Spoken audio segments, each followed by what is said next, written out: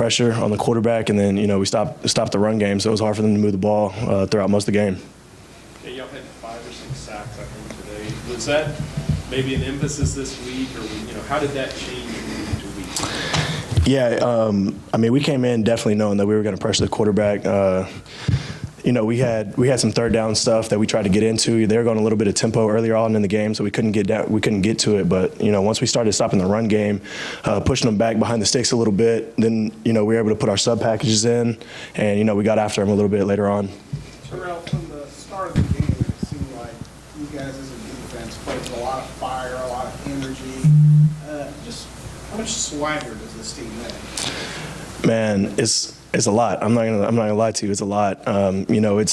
It's controlled confidence, and I think we put in the work, and we expect the results. So we've come in, we've played well week to week. We didn't play up to our standard last week, and we corrected some things on tape. And I think like I said earlier, we put in a great game plan and came out here and executed. We got the mics working. Here you go. Terrell, you guys knew the implications of this game in the Big 12 race, and so what was that like getting ready for this week, knowing that you had to try and find a way to get to December 4th, or at least keep that journey going? Yeah, it's like that every week, but especially once you get later on to the season, you kind of know where you stand, and we knew this was obviously a huge game for us. And like I said earlier, it goes back to the week of preparation. I think everybody just, refocused, locked in, just came to work every day, and it paid off. Terrell, was it fun to see the fans storm the field twice?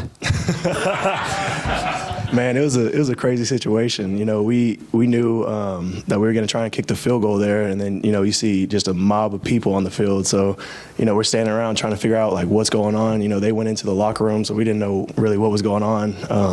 But yeah, that was crazy. That was fun.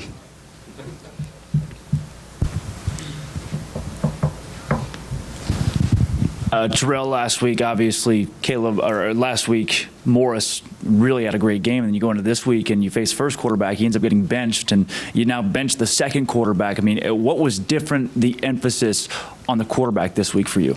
I think it was just focusing whenever we got there. We had a lot of opportunities last week that we just didn't finish. We watched the tape. We went through, what we could have done better. But I think the main focus was finishing. And, once you beat your man, you win your one-on-one, whatever it is, get the quarterback down is the next goal. So I think just locking in and, staying focused throughout the play to get him down.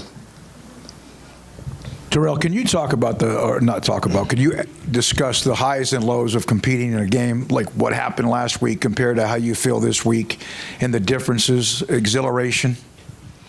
Yeah, man, I think it goes back to, we talk about competitive maturity. Like you said, it's tough, definitely coming off a loss, especially in that kind of way where we didn't play our best. But this team, I think we got a lot of older guys. We got a lot of leaders on the team. We kind of focused the guys up, and just came back to work, and it paid off. Terrell, how gratifying was it to see Gary play the way he did? And is he like a third running back out there almost? I don't know if y'all know this, but Gary is huge. So whenever he runs, he can run the ball. But man, I'm so happy for Gary. What do you say? Is he right there? He's doing that.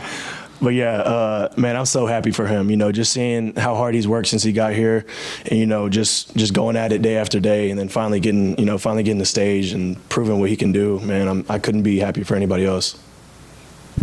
Terrell, what is it about playing at home in McLean Stadium that seems to bring out the best in you guys?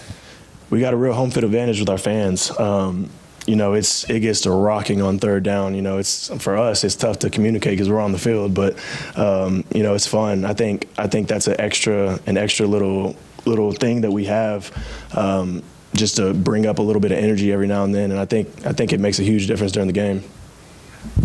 Terrell, we talk when on the offensive side, when an offense gets into a groove and starts scoring touchdowns that will, talking about getting into a groove, does the defense do the same thing in terms of you just know they're not moving the ball at all on us? Yeah, definitely. I think it starts with stopping the run game. When you can do that early on, then it allows you to, get into some of your more exotic pressures on third down, and that's the main focus for us coming out early. We want to stop the run, and then get them behind the sticks, second, third, and long, and then we can really dial it up and get after the quarterback.